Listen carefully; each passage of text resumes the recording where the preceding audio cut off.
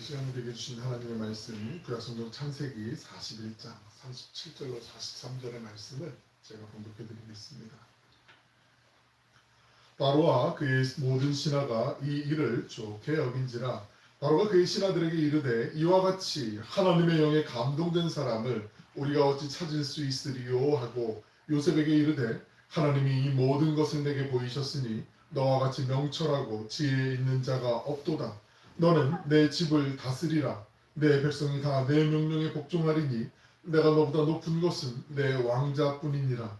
바로가 또 요셉에게 이르되 내가 너를 애굽 온 땅의 총리가 되게 하노라 하고 자기의 인장반지를 빼어 요셉의 손에 끼우고 그에게 세마포 옷을 입히고 금사슬을 목에 걸고 자기에게 있는 버금술에 그를 태우매 무리가 그의 앞에서 소리 지르기를 엎드리라 하더라.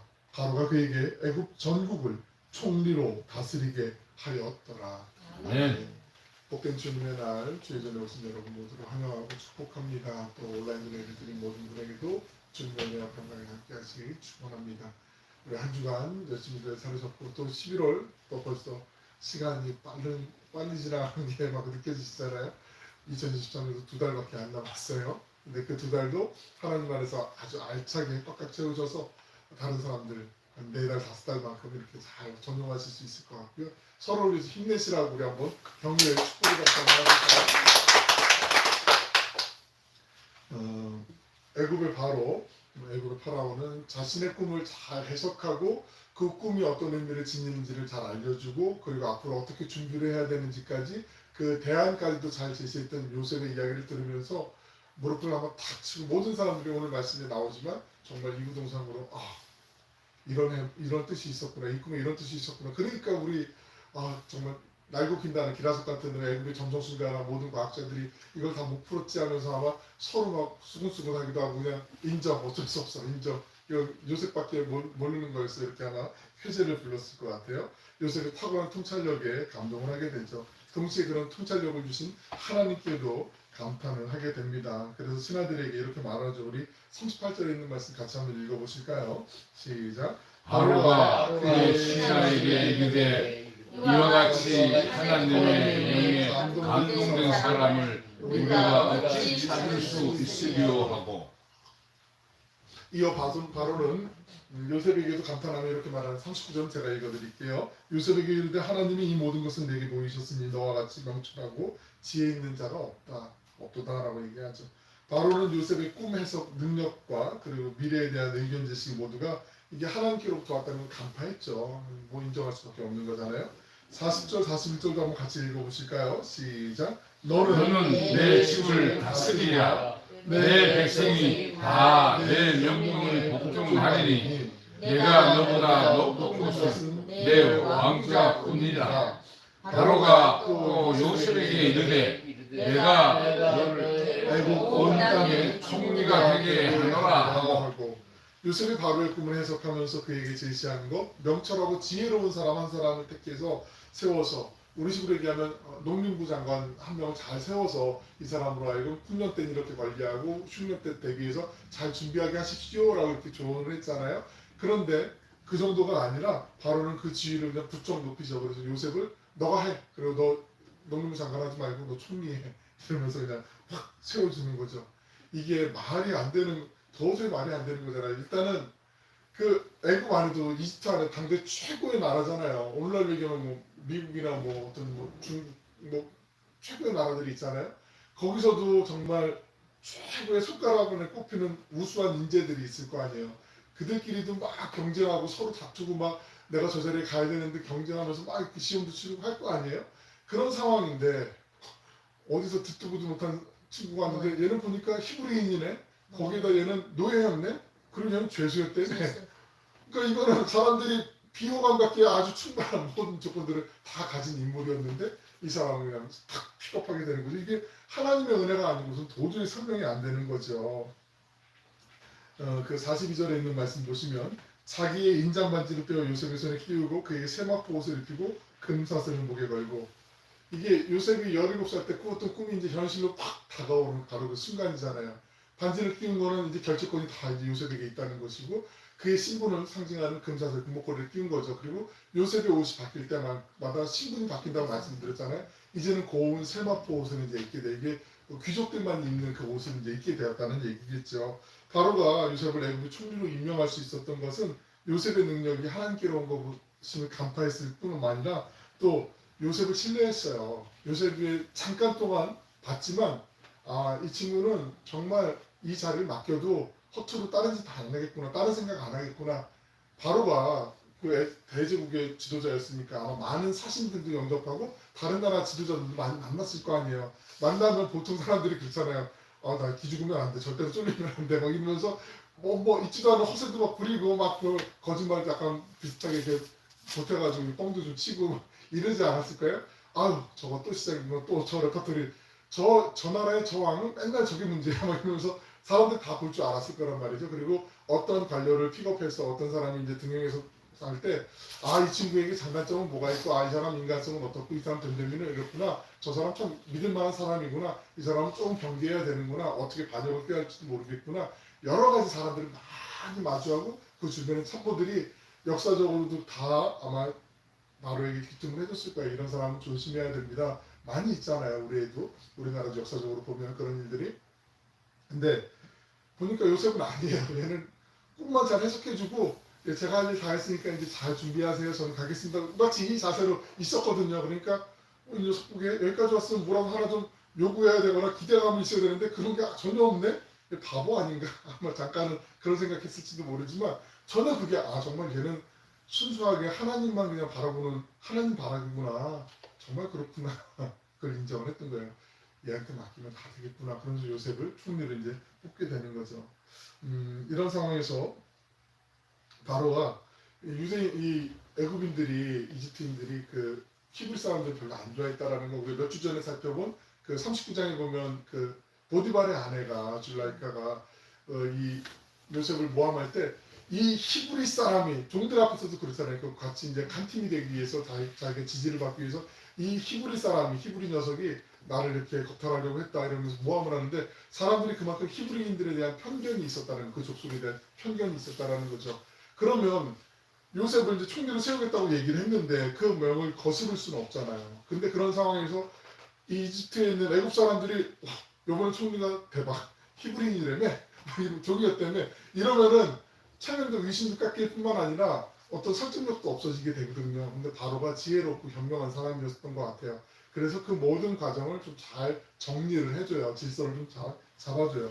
최대한 배려를 해줘요. 45절에 있는 말씀 같이 한번 읽어보실게요. 시작. 그가 요셉의 이름을 선한 바네아라고 또 그의 원의 제사장 보디베라의 딸 아스낫을 그에게 주어 아내로 삼게 하니라.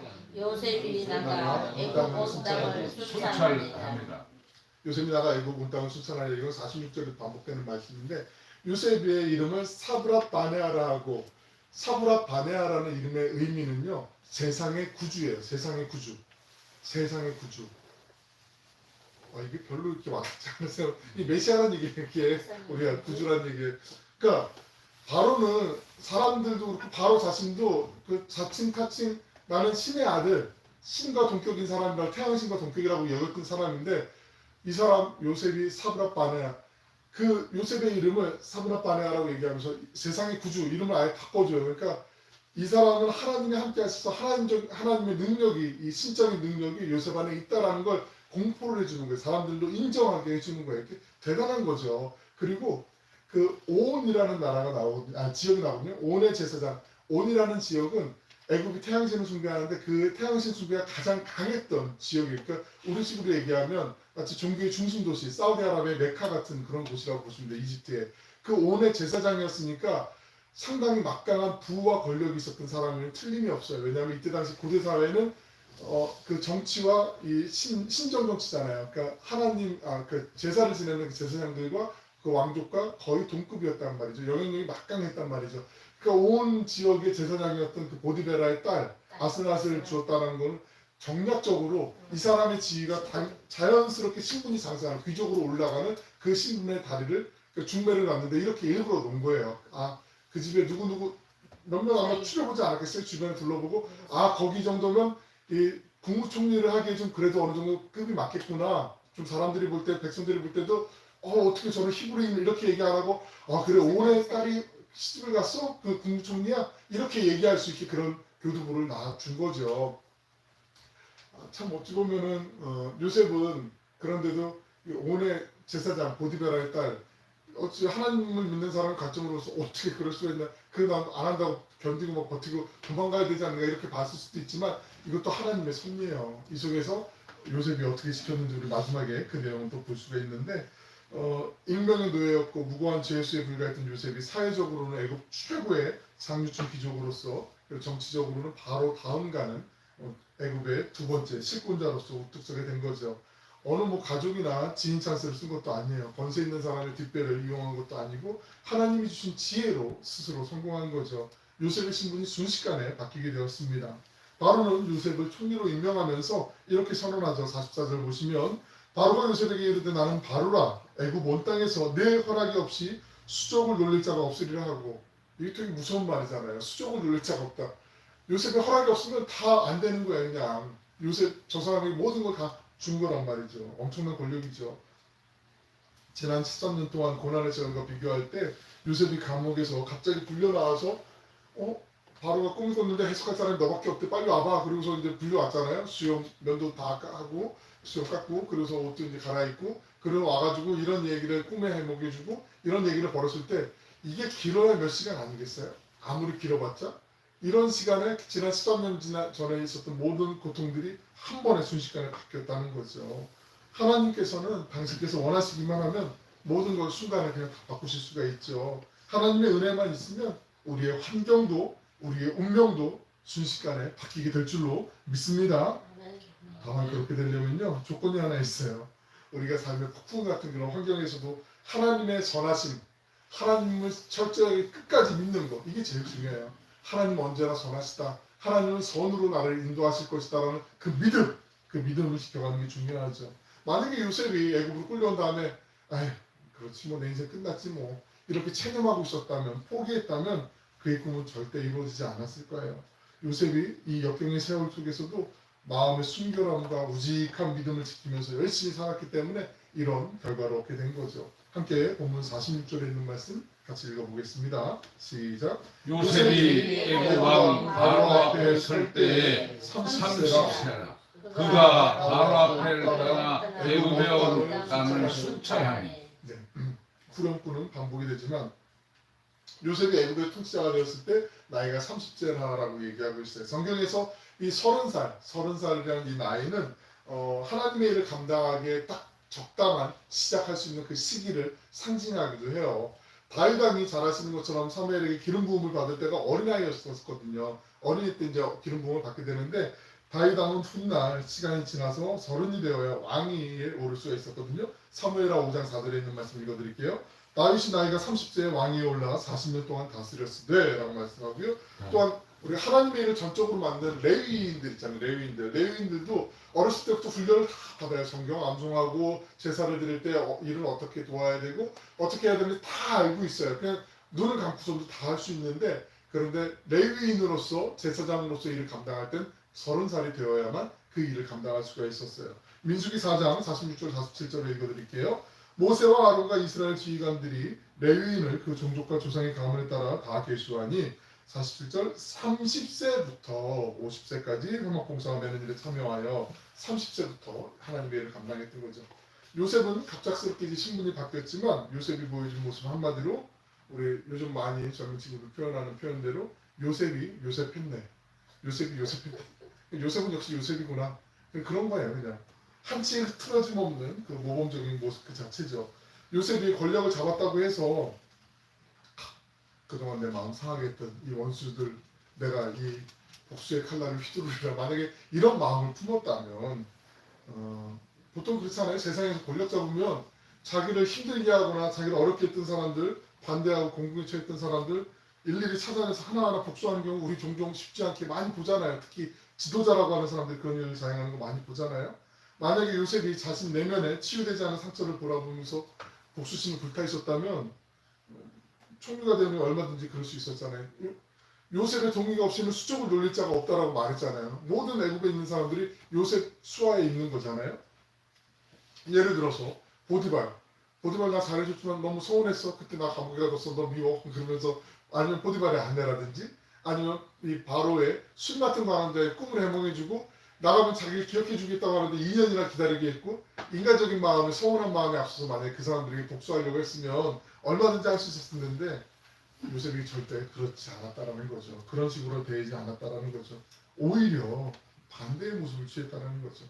요셉의 모인 두 번째 요셉인네하는 그 두 번째 모범적인 모습은 변함없이 겸손했다는 거예요. 변함없이 이게 제일 중요하죠. 우리가 신앙생활할 때 어려울 때 하나님 찾아요. 힘들 때 하나님 찾아요. 안 찾으면 이상한 거예요. 힘드니까 하나님 찾고 어려우니까 하나님 찾고 정말 하나님이 해결해 주셔야 되겠다고 얘기하면서 기도하게 되어 있어요. 그런데 소위 만상을 통하면서 잘 나갈 때 하나님 덜 찾게 되어 있어요. 대부분의 많은 사람들이 그럴 때가 많이 있어요. 그럴 때 많은 사람들이 실수하게 되어 있습니다. 하나님만 의지하고 하나님만 바라보지 않고 하나님만 따라가는 거 이거 정말 쉽지 않아요. 그 모든 권력은 부패하고 절대 권력은 절대로 부패한다는 말이 있어요. 모든 권력은 부패하고 절대 권력은 절대로 부패한다는 말이 있어요. 30살 그 나이에 애국의 총리가 되었잖아요. 그러면 얼마나 우리가 봤을 때 위험한데 약간 좀 불안하지 않을까 이런 생각 들지 않겠어요?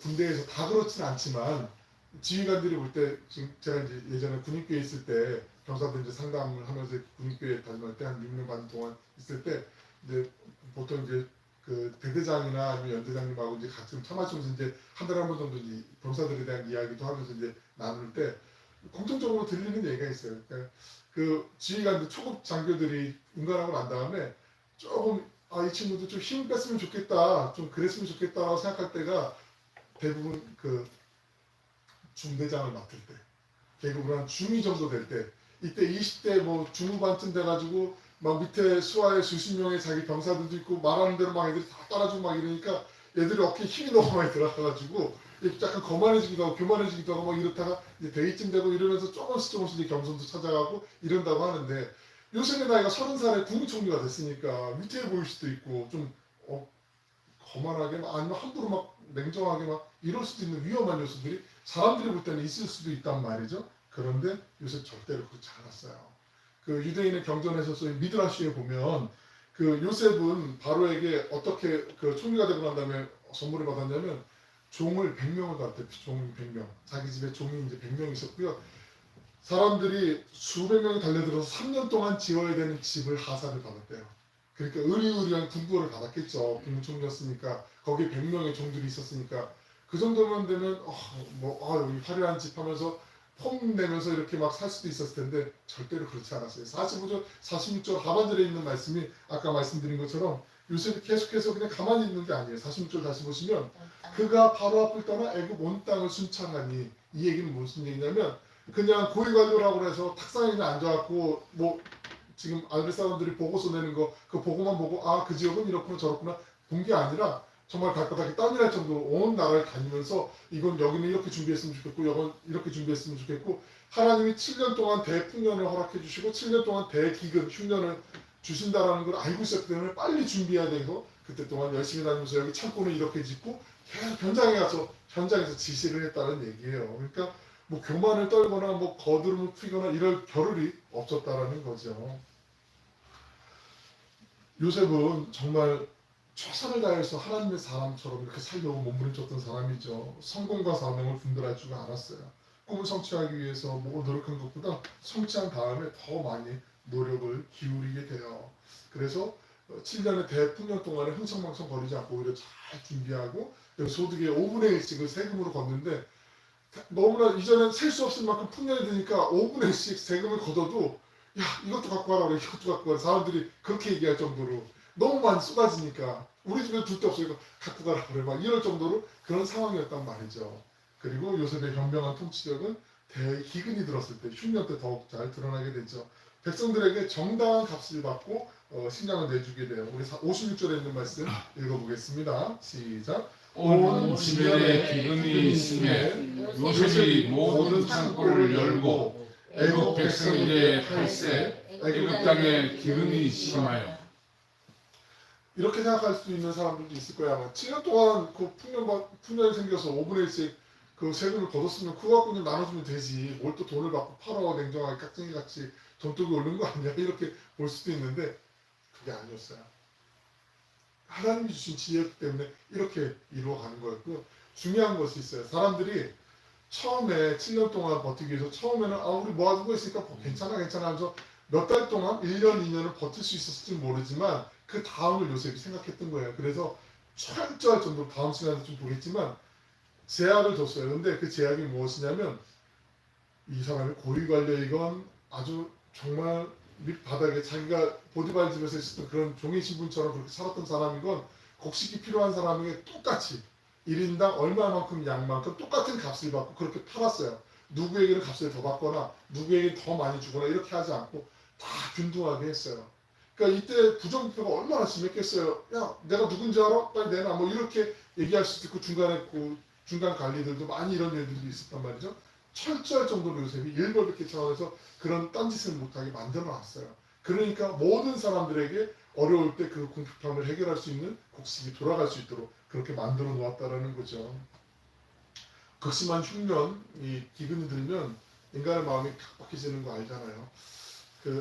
참 너무 가슴 아프지만 지금 그 팔레스타인 지역에 보면 구호물품이 들어가도요. 그거 정말 야국강식이에요. 힘 있는 사람들이 뺏어가요. 누가 받아도요. 그거 다른 힘 있는 사람이 뺏어 갖고 가면 와서 뭐라고 달라고 할 수가 없어. 맞아요, 그냥. 이런 상태의 지경이니까 이때 당시도 그렇게 조금 빗대어서 보시면 아마 쉽게 이해가 되실 거예요. 성경 본문은 7년간의 대풍년이 끝나고 흉년이 오기 직전에 요셉이 두 아들을 이제 갖게 된다고 알려주게 되죠. 창세기 41장 50절로 52절의 말씀 우리 천천히 한번 같이 읽어보겠습니다. 시작. 흉년이 들기 전에 요셉에게 두 아들이 나되 곧 온의 제사장 보디베라의 딸 아스낫이 그에게 낳은지라. 요셉이 그의 장남의 이름을 문하세라 하였으니 하나님이 내게 내 모든 고난과 내 아버지의 온 집안을 잊어버리게 하셨다 하며 차남의 이름을 에브라임이라 하였으니 하나님이 나를 수고한 땅에서 번성하게 하셨다 하였더라. 요셉이 맏아들에게 하나님이 내게 내 모든 고난과 내 아버지의 온 집을 잊어버리게 하셨다는 의미로 문하세라는 다음 장 넘겨보시면 문하세라는 이름을 짓고 그 다음 장 넘겨보시면 하나님이 나를 내가 수고한 땅에서 번성하게 하셨다 하면서 에브라임이라고 그렇게 이름을 짓게 되죠. 요셉이 얼마나 하나님께 한결 같았는지 알게 되죠. 우리가 잘 아는 것처럼 요셉이 애굽에 와서 애굽의 언어와 그 문화를 익힌 게 벌써 20년이 넘었어요. 그리고 지난 7년 동안은 그 태양신 온 지역의 제사장 보디베라의 그 딸 아스낫과 결혼해서 애굽의 종교와 얼마나 많이 밀접하게 노출이 되어 있었겠어요. 그럼에도 불구하고 절대로 하나님에 대한 믿음이 마음이 변하지 않았다는 거죠. 그 두 아들의 이름 하나님과 연관해서 하나님의 은혜를 기억하면서 지은 것이라는 거죠. 이것은 요셉이 모든 일을 주관하시는 하나님의 뜻을 언제나 마음속에 헤아리고 있었음을 알려주는 대목이기도 합니다. 요셉이 맏아들을 낳고서 지어준 그 문하세, 하나님이 내게 내 모든 고난과 내 아버지 온 집 일을 잊어버리게 하셨다. 문하세라는 이 이름을 주목해서 한번 보실까요? 이 이름의 의미가 좀 있어요. 한 걸음 더 조금만 깊이 들어가고 마치도록 하겠습니다. 그 요셉이 아버지 집에 있었던 일들, 아픈 일들, 힘겨운 일들을 다 잊었다는 얘기가 아니에요. 문자적으로 그 일들을 다 까맣게 잊었다. 나 이제 기억 안 할 거야 라고 잊었던 게 아니에요. 아버지 온 집의 일을 잊어버렸다는 것은 처참하게 겪었던 상처와 아픔을 잊어버렸다는 의미인데요. 더 이상 내 마음에 그것 때문에 한을 품지 않았다는 얘기예요. 어떻게 잊어지겠어요? 이게 기억이 어떻게 지워지겠어요? 보통 사람들이 세월이 지나면 세월이 약이야 이렇게 얘기하는데 세월이 지나도 안 지나지는 게 있어요. 안 잊혀지는 게 있어요. 정말 그 어렸을 때 겪었던 그 트라우마 같은 그 상처, 아픔, 그 분노 세월이 약이 아니에요. 이게 절대로 지워지지가 않는단 말이죠. 그런데 총리가 된 다음에 계속 그랬는데 그 상처가 아물고 더 이상 상처가 아픔되지 않았던 건 요셉에게 피부치가 태어나고 난 다음에 문하세가 태어나고 난 다음이었어요. 사실 우리가 요셉 생각하면 예수님을 예표하는 대표적인 인물이라고 말씀드렸잖아요. 저 모범생 같은 저 엄친아 같은 저 교회 오빠 같은 요셉을 어떻게 했다라 그러면서 스스로에게 저도 자격지심처럼 요셉은 정말 넘사벽 아니야, 넘볼 수 없는 사람 아니야, 그렇게 생각할 때가 있는데 아니라는 거죠. 요셉이 지금 이 말씀 바꿔놓으면 20년 동안 용서해야 되는데 잊어야 되는데 막 자기도 주체할 수 없을 만큼 불끈불끈 막 이런 생각이 든 거예요. 마음속에 솟아난 거예요. 이걸 억눌러야 되는데, 미워하면 안 되는데, 용서해야 되는데 그 마음이 왜 안 들었겠어요. 근데 하나님 어떻게 해야 돼, 어떻게 해야 돼, 저도 정말 힘들어요. 하지만 제 힘은 안 되겠네. 이 마음은 정말 솟구쳐온 게 20년의 세월이었다라는 거죠. 화가 나서 정말 견딜 수 없는데 하면서 실망하고 갈등했다라는 거죠. 몸서리치면서 괴로웠던 그 시간, 우리가 요셉에게서 배울 수 있는 게 있어요. 지금 당장 우리에게 상처를 준 사람을 용서해야 된다는 게 아니에요. 지금 용서 안 해도 돼요. 요셉처럼 상처와 씨름할 때 그 상처의 늪에 빠지지 말아야 된다는 얘기예요. 거기에 빠져갖고 사람들이 그것 때문에 내 몸을 망가뜨리고 내 생각을 망가뜨리는 경우들이 있어요. 술로 달래거나 다른 거에 빠져가지고 중독이 되거나 이런 일들이 있단 말이죠. 그거 하지 말라는 얘기예요. 요셉 충분히 그럴 수 있었는데 그렇지 않았다는 거죠. 하나님이 계시니까 하나님이 해결해 주시겠지 하면서 내 마음속에 서름이 북받쳐 올라와서 막 눈물이 흐르고 막 힘겨워도 그때 하나님의 이름을 한 번 더 부르라는 얘기죠. 하나님의 돌보심을 기억하면서 기도하고 의지하라는 얘기죠. 요셉이 젊은 나이에 이처럼 정숙한 사람이 될 수 있었던 비결은 오직 하나예요. 하나님이 함께 하신 걸 믿었던 거고 하나님과 동행하려고 몸부림쳤다는 거죠. 어렸을 때부터 하나님과 함께 살았고 하나님이 주신 꿈을 품었어요. 하나님에 대한 믿음을 가졌기 때문에 아름답고 복된 인생을 살 수 있었던 거예요. 요셉도 우리하고 똑같은 고민을 했었고 똑같은 고통을 겪었고 똑같은 마음의 상처가 있었는데 다른 건 딱 그거 하나예요. 그래도 하나님 전하시다. 그래도 하나님 인도하신다. 하나님 나 망가뜨리지 않고 나 버리지 않는다. 하나님 내 인생 갖고 함부로 하시지 않는다. 그 믿음을 가졌어요. 우리에게도 우리의 자녀 후손들에게도 그런 꿈과 믿음을 하나님이 주시기를 기도합니다. 사랑하고 축복하는 여러분, 우리 함께 어떤 환경에도 절망하지 않기를 기도합니다. 어떤 수모와 핍박을 당해도 흔들리지 않기를 축원합니다. 절망에서 일어나시길 축복합니다. 요셉의 하나님이 우리 하나님 아니겠어요? 우리의 기도를 들어주시고 우리에게 꿈을 주시며 우리가 아름답고 복된 사람이 되어갈 수 있도록 우리를 만들어갔어요. 때로는 더딘 것 같고 느린 것 같고 부족하게 보여도 하나님은 아니에요. 하나님 계속 지금도 일하시고 계시고 우리를 보다듬어주고 계시잖아요. 애굽은 요셉 때문에 어찌 보면 구원을 받았잖아요. 우리 때문에 우리의 가정이 구원받고 우리 주변의 이웃들이 구원받고 더 나아가서 오늘의 열방을 향해 하나님 은혜의 복을 흘려보내는 복의 통로로 쓰임받는 행복한 주인공들 되시길 주님의 이름으로 간절히 축원합니다. 아멘. 기도하겠습니다. 사랑을 하고 풍성하시고 자비로우신 아버지 하나님, 우리가 살면서 고통스러운 시절을 지날 때 오늘 요셉처럼 그 마음과 상처에 갇혀 빠지지 않길 기도드립니다. 분노와 원한의 노예가 되어서 몸과 마음이 망가지지 않도록 주님께서 우리 한 사람 한 사람 불꽃 같은 목동자처럼 지켜보아요 주시옵소서. 언제나 우리와 함께 하시는 하나님을 기억하며 굳건한 믿음으로 이겨내게 하여 주시옵소서. 주님의 말씀을 따르며 순종할 때 하나님께서 베푸실 그 은혜를 기대하며 기도하게 하여 주시옵소서. 요셉 한 사람을 통해 바로를 비롯한 많은 사람이 하나님의 살아계심을 인정하고 경외하였던 것처럼 요셉의 하나님께서 우리의 하나님이심을 우리의 삶에서도 간증하게 하여 주시옵소서. 우리 한 사람 한 사람으로 인해서 우리의 가정이 구원받고 삶의 현장에 살아계신 주님을 높여드리는 찬송이 울려 퍼지게 하여 주시옵소서. 좌절과 절망에서 역전승의 은혜를 허락하시는 하나님을 찬양하며 그 은혜의 복을 흘려보내는 복의 통로로 쓰임받게 하여 주실 줄로 믿습니다. 사랑이 많으신 예수님의 이름으로 기도 올리옵나이다. 아멘. 아멘.